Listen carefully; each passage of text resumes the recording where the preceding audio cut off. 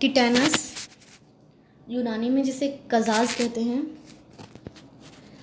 ये एक serious disorder है जिसके में मॉर्बिडिटी और मोर्टेलिटी रेट इसका बहुत ज़्यादा है। इवन विथ ट्रीटमेंट के बाद भी मॉर्बिडिटी और मोर्टेलिटी रेट इसका ज़्यादा है। कॉजेटिव ऑर्गेनिज्म इज़ जो है क्लोस्ट्रीडियम टेटनाई, ये स्पोर्म फॉर्मिंग एनारोबिक बैक्टीरिया है, बैसिलस है with terminal spore having drum stick like appearance. ये उसका क्लोस्ट्रीडियम टेटनाई जिसमें ड्रम स्टिक की तरह दिखाई देगा। इसमें एक एंड जो होता है वो टर्मिनल स्पोर है, इस पार्ट में जो टर्मिनल पार्ट होता है यहाँ, इसमें स्पोर्स होते हैं। This are bacillus clostridium tetani bacillus है ये, इसमें यहाँ पर स्पोर्स जमा होता है। Possible routes of infection, umbilical cord के ज़रिए नियोनेट्स में इन्फेक्शन पहुंच सकता है, या क्लोस्ट्रीडियम टेटानी जो है वो जिसमें में दाखिल हो सकते हैं बच्चे के। माइनर इंजरीज जैसे with rusted nails, ear piercing, tattooing, injections, अगर इन्फेक्टेड मटेरियल के ज़रिए ईयर पियर्सिंग या टैटू या इंजेक्शन वगैरह लगाया गया हो, या एंडोजेनस इन्फेक्शन हो आफ्टर सेप्टिक एबॉर्शन, या फिर surgical operations on GIT, in condition में भी पैथोजेंस जो है वो जिस्म में दाखिल हो जाते हैं। This is the soil which is having tetanus bacilli, और पेनिट्रेटिंग वुंड के ज़रिए वो जिस्म में दाखिल होते हैं। Wounds more prone for tetanus, कुछ ऐसे जख्म हैं जैसे कि time more than 6 hour old, 6 घंटे से ज़्यादा हो गया वो जख्म में। Extensive contamination with soil, faeces और रस्ट, टिश्यू डीवाइटलाइज्ड और डीनर्वेटेड हो, ऐसे वुंड जिसमें टिश्यूज जो है वो डीनर्वेटेड हो, डीवाइटलाइज्ड हो, पेशेंट को पेन नहीं होगा और वहाँ की टिश्यू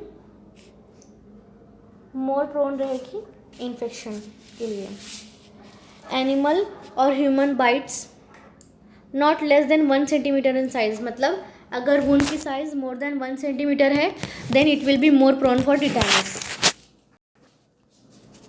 अल्सर और wound in deeper area, ulcer और डीपर वुंड्स, स्टेलेट वुंड या burst type wound. Types of tetanus, first of all tetanus neonatorum. Tetanus neonatorum जो होता है it occurs due to contamination of umbilical cord in children born to non immunised mother. अगर ऐसी mother जिसको tetanus toxoid ना दिया गया हो या उसको इम्यूनाइज्ड ना किया गया हो 3rd ट्राइमेस्टर में, तो ऐसी मदर के जो बच्चे होते हैं और अगर उनमें कंटामिनेशन हो जाए अम्बिलिकल कॉर्ड के ज़रिए, या अम्बिलिकल कॉर्ड कंटामिनेटेड हो जाए due to tetanus clostridium tetani, तो इस कंडीशन में टिटेनस नियोनेट्रम की कंडीशन डेवलप होती है। Usually manifest around 6 to 8 days of birth and called 8-day disease, इसीलिए उसको 8-day डिसीज़ भी बोलते हैं क्योंकि आमतौर पर ये पैदाइश के 6 से 8वें दिन के दरमियान देखी जाती है या इसके फीचर्स डेवलप होने लगते हैं, इसीलिए इसको 8-day डिसीज़ भी कहते हैं। इसमें मोर्टेलिटी रेट जो है वो 100% होता है। This is a diagram of a child which is affected bye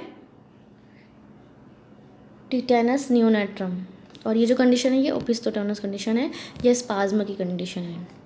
ओपिस्टोटेनस condition आगे आप अच्छे से देख पाएंगे। This is spasmodic condition. Local tetanus, contraction of muscle occurs in the neighbourhood of the wound. Actually जो क्लोस्ट्रीडियम टिटानी होता है तो ये टिटेनोस्पाज्मिन और टिटेनोलाइसिन जैसे एंडोटॉक्सिन्स का सिक्रीशन करता है, जिसकी वजह से ये ब्लड में दाखिल होकर मसल स्पाज्म, टिटेनोस्पाज्मिन जो होता है वो मसल स्पाज्म करता है, और मेन इसमें कॉम्प्लिकेशन यही होता है कि वहाँ पर स्पाज्मोटिक कंडीशन पैदा हो जाती है, इनवॉलंटरी स्पाज्म होने लगता है। Cephalic tetanus usually occurs after wounds of head and face, paralysis of facial and oculomotor nerve होती है इसमें, ये टिटेनोलाइसिन की वजह से होता है। फेशियल और ऑक्यूमुलेटर नर्व जो है उसकी पैरालिसिस हो जाती है, इसकी प्रोग्नोसिस भी पुअर होती है। Bulbar tetanus, this is a fatal condition, in it muscles of deglutition and respiration are involve, इसीलिए ये फैटल कंडीशन है। इसमें पेशेंट की ब्रीदिंग और फीडिंग दोनों अफेक्ट होती है। Latent tetanus, it develops after a few months of 2 years following a wound that might have gone forgotten. Latent tetanus ऐसा होता है कि कभी किसी पेशेंट को कहीं ज़ख्म लगा हो और उसके ज़रिए उसके जिस्म में पैथोजेंस इंटर हो जाए, लेकिन वो अपने साइन सिम्टम डेवलप ना करे या अपने कॉलोनी ना बनाते हुए, मतलब वहाँ इन्फेक्शन की कंडीशन डेवलप नहीं होती या साइन सिम्टम्स डेवलप नहीं होते, और कई साल के बाद जो प्रीवियस वुंड था उसी की वजह से टिटेनस की कंडीशन डेवलप हो जाती है, तो ये कहलाता है latent tetanus. Puerperal tetanus, it occurs as a complication of abortion और परपेरल सेप्सिस की वजह से होता है। Post operative tetanus, it occurs due to improper sterilization of instruments and carries 100% mortality, इसीलिए कहा जाता है कि जब ड्यूरिंग प्रोसीजर या ऑपरेशन के वक्त में इंस्ट्रूमेंट्स को स्टेलाइज करना बहुत ज़्यादा ज़रूरी है, क्योंकि it may cause post operative tetanus. Otitis tetanus, due to chronic suppurative otitis media, ये कंडीशन डेवलप होती है। Wound is tear in the tympanic membrane, इसमें क्या होता है, टिम्पैनिक मेम्ब्रेन फट जाती है और वहाँ से पैथोजन इंटर होते हैं। Commonly occurs in children and young adults.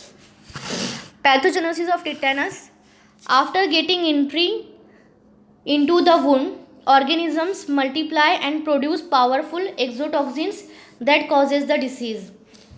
जब जिस्म में पैथोजन दाखिल होता है फिर वो मल्टीप्लाई होते हैं, इसके बाद वो पावरफुल एक्सोटॉक्सिन को सिक्रेट करते हैं जो कि इस बीमारी का सबब बनता है।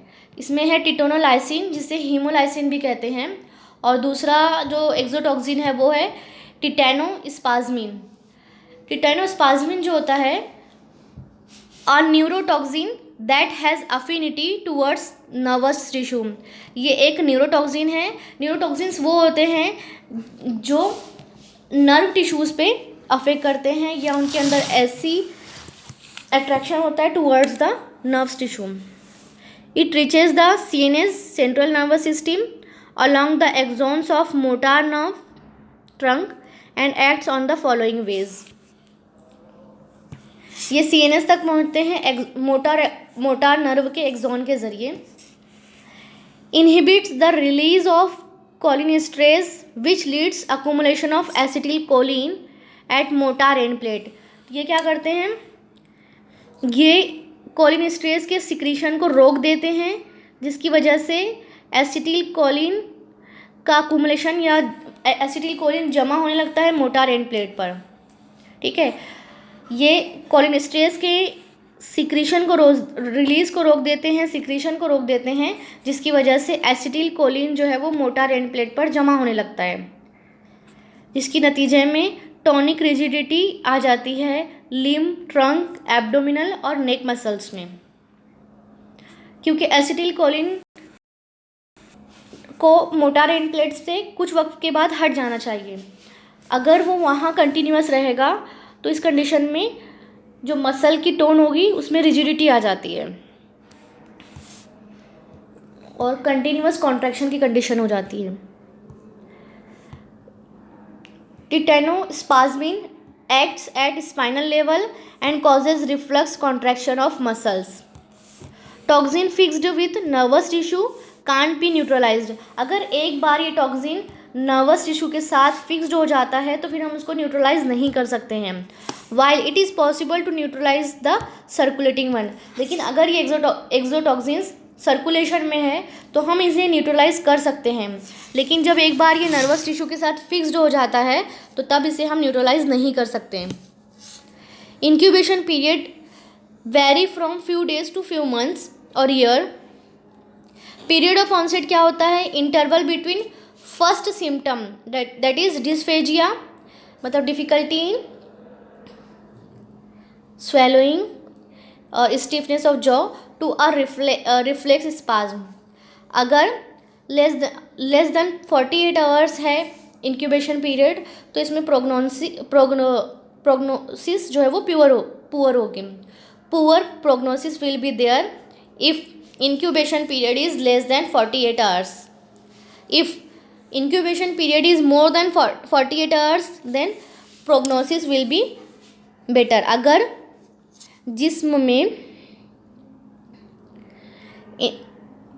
पैथोजन चला गया है लेकिन उसका सिम्टम जो डेवलप हुआ है, फर्स्ट सिम्टम डिस्फेजिया से रिफ्लेक्स स्पाज्म तक का अगर वक्फा जो है 48 आवर से ज़्यादा है, यानी उसको डिस्फेजिया हो गया है और उसके 48 आवर्स के बाद रिफ्लेक्स स्पाज्म हो रहा है तो इसमें बेटर प्रोग्नोसिस होगी। लेकिन अगर डिस्फेजिया के 48 आवर के अंदर उससे पहले रिफ्लेक्स स्पाज्म स्टार्ट हो जाता है तो इस कंडीशन में प्रोग्नोसिस जो है वो पुअर रहेगी। ये पीरियड ऑफ ऑनसेट है, ठीक है।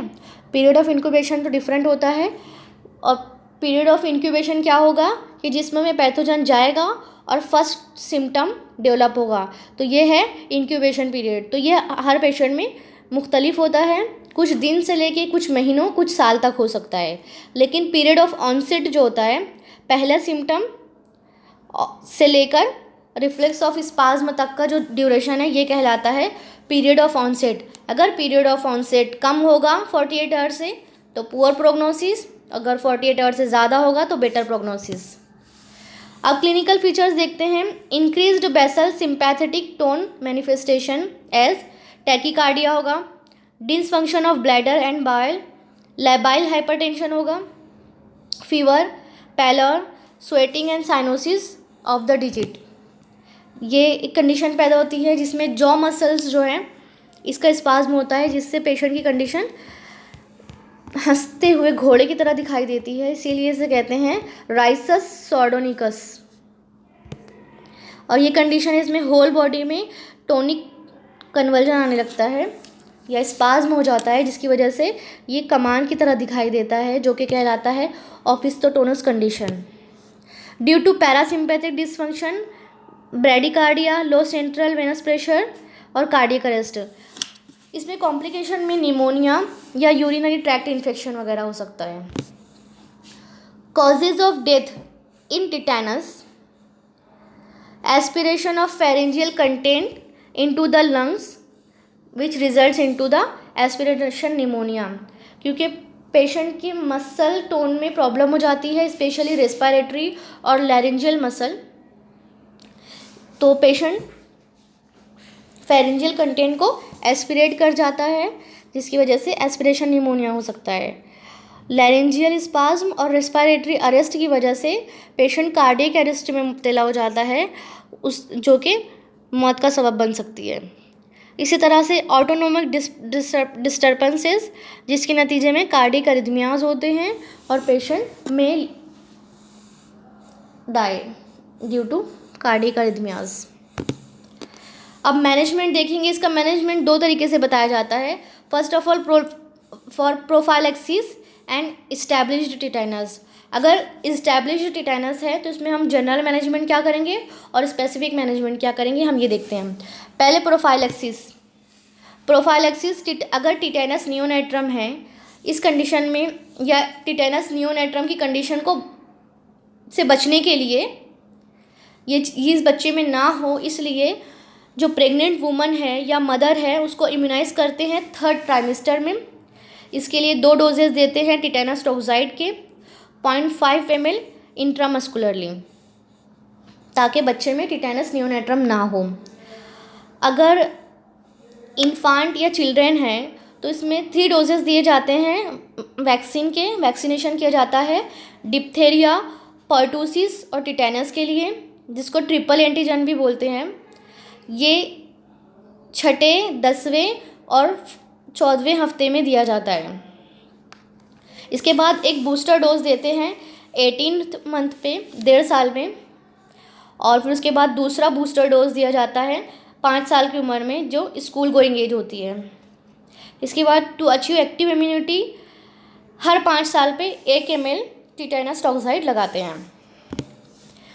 इम्यूनाइज्ड इंडिविजुअल्स, अगर वो उनको प्रोवोकिंग या स्ट्राइकिंग कोई इंजरी होती है तो उसमें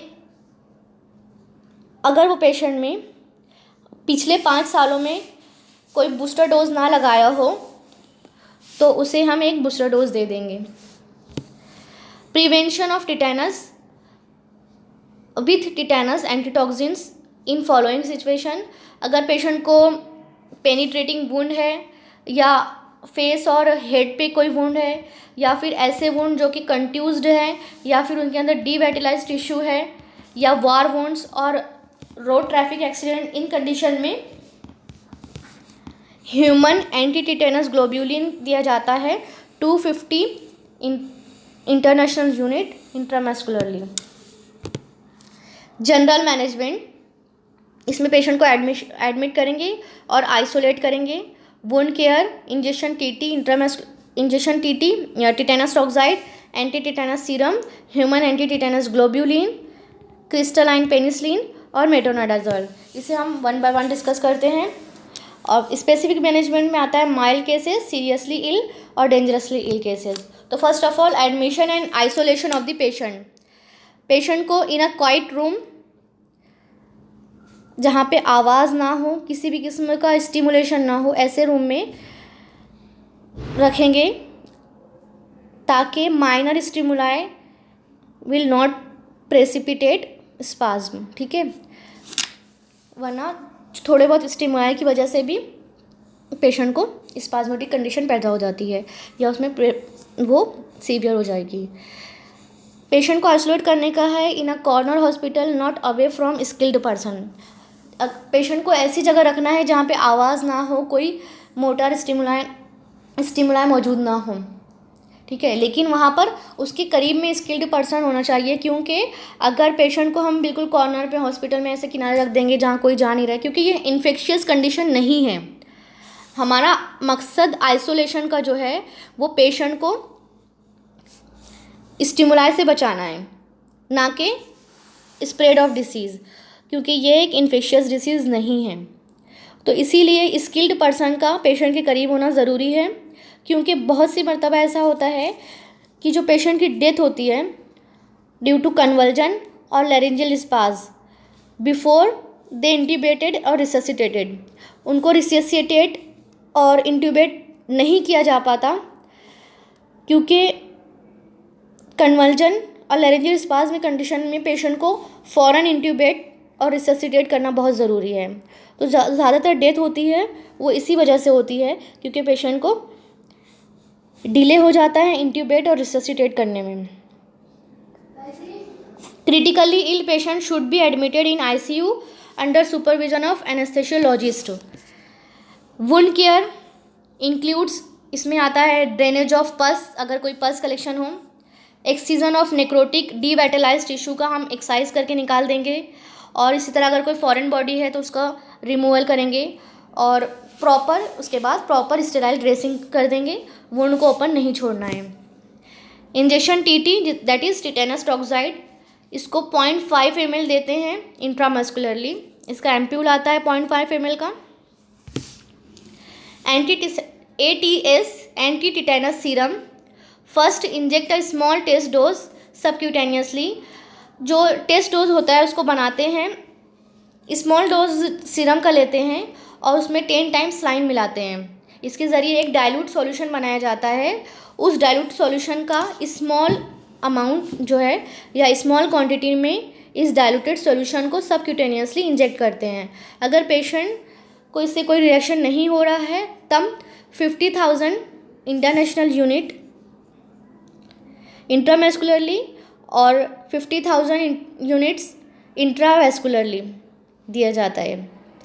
ये लेस पॉपुलर है नाउअडेज, इसको इस्तेमाल नहीं करते हैं। Anti tetanus globulin, anti tetanus globulin या ह्यूमन एंटी टिटेनस ग्लोब्यूलिन भी कहते हैं या इम्यूनोग्लोब्यूलिन भी कहते हैं। ये बेटर और सेफ़ है as compare to anti tetanus serum. इसमें हमें एनाफाइलैक्सिस का डर नहीं होता, इसलिए टेस्ट डोज देने की ज़रूरत नहीं पड़ती है।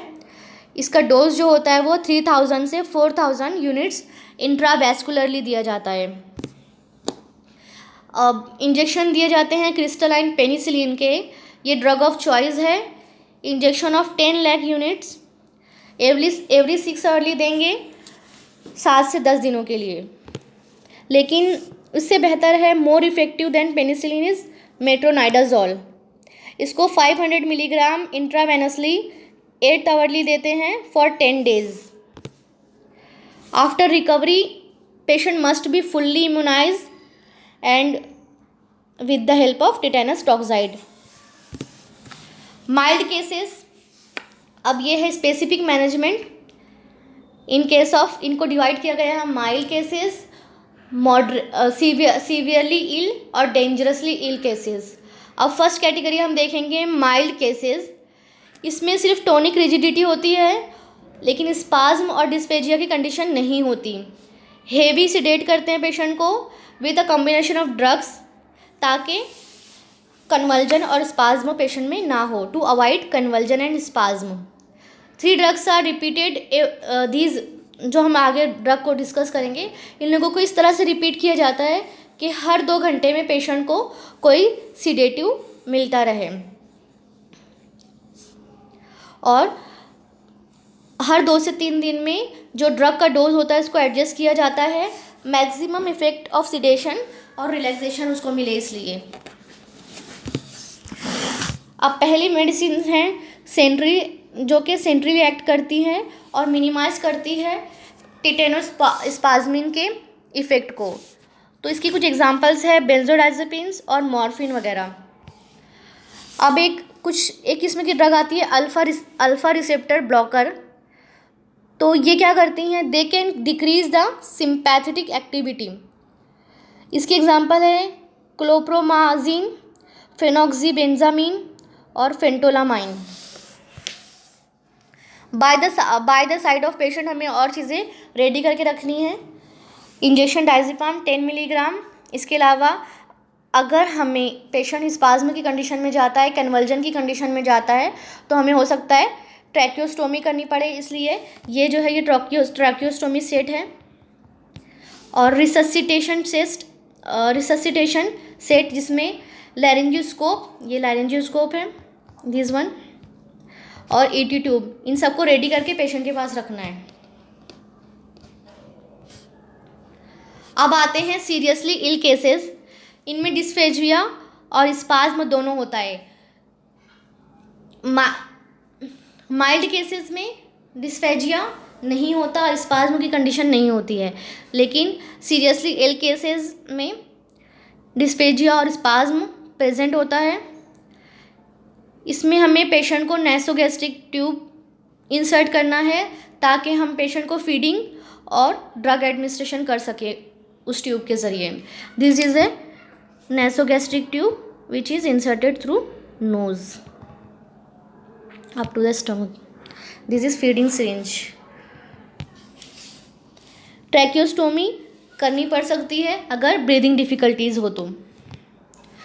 अब आते हैं डेंजरसली इल केसेस। इसमें मेजर साइनोटिक कन्वल्जन्स होता है। कन्वल्जन की वजह से पेशेंट की ब्रीदिंग अफेक्ट होती है और ऑक्सीजन की कमी से साइनोटिक कंडीशन डेवलप होने लगती है। ट्रीटमेंट, इसमें सिडेटिव्स देते हैं, न्यूरोमस्कुलर ब्लॉकिंग मसल रिलैक्सेंट्स देंगे, साथ में पॉजिटिव प्रेशर वेंटिलेशन करते हैं। पेशेंट को इंट्यूबेट हमने कर दिया है और उसके बाद हम उसे पॉजिटिव प्रेशर वेंटिलेशन देंगे। एडिक्वेट न्यूट्रिशन का ध्यान देना है इसमें थ्रू नेजोगैस्ट्रिक ट्यूब, और यूरिनरी ब्लैडर और बाइल, इन सब की केयर करनी है। इसके अलावा फ्रीक्वेंटली पेशेंट की पोजीशन को चेंज करना है, otherwise bed sore may develop. So this is the management of dangerously ill cases. Here we completed the tetanus. Surgical point of view से इसमें मेन इंट्यूबेशन, ट्रैक्योस्टोमी, ये सारे प्रोसीजर्स आएंगे, ठीक है। और मेट्रोनाइडाजोल और penicillin, this is the medicinal treatment. Thank you.